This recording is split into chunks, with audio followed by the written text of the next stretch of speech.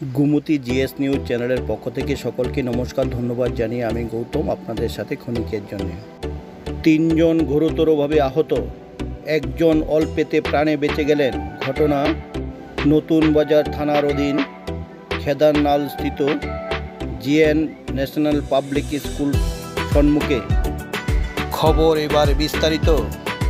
নতুন বাজার থানার অধীন খেদারনাল মূল সড়কের পাশে জিএন ন্যাশনাল পাবলিক স্কুল দীর্ঘদিন আগেই গড়ে উঠেছে।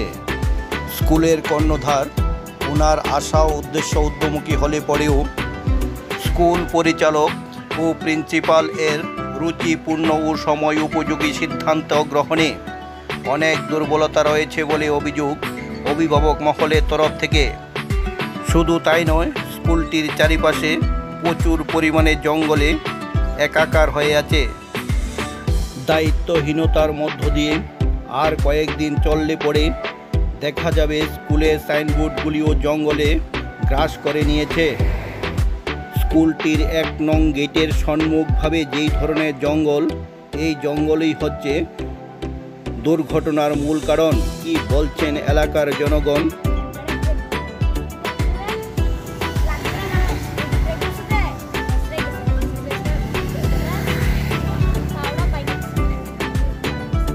স্কুটি, 2টা স্কুটি।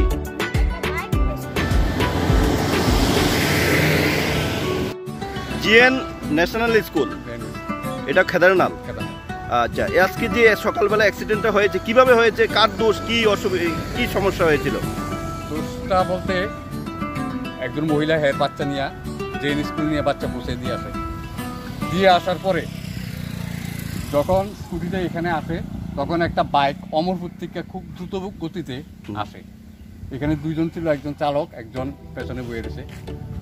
হ্যাঁ, স্কুটির সঙ্গে কোনো সংস্পর্শ হয় না, কিন্তু বাইকটা আচমকা ব্রেকের প্রশানিতে উল্টে পড়ে গেছে।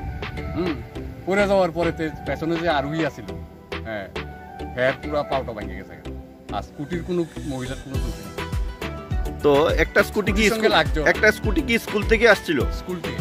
আরেকটা বাইক, স্প্লেন্ডার বাইক হবে। এটা উদয়পুর টুকু নতুন বাজারের পথে, মানে অমরপুর থেকে নতুন বাজারের অভিমুখে যাচ্ছিল।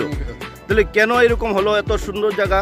এখানে একটা হলো যে এখানে যে সামনে যে জঙ্গল, জঙ্গলের কারণে ওই সাইডে কোনো কিছুই দেখা যায় না। এটা স্কুল এর এই দোষ, কারণ স্কুল গাফিলতির গতিকে আজকে এই জঙ্গলটা কাটা হয় না, কারণ প্রচুর বাচ্চা আসা যাওয়া করে, সবাই এখানে আসে। আর রোড দিয়ে তো যারা গাড়ি ঘোড়া যায় তার তো স্পিড দিয়ে দেবো, আর আসমকার নামলে তো কিছুই দেখা যায় না রাস্তার।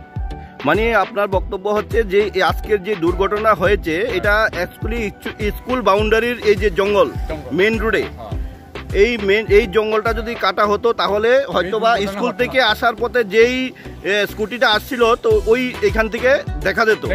আর অমরপুর থেকে নতুন বাজার অভিমুখে যেই বাইকটা যাচ্ছিল তার সেও দেখতে পারত।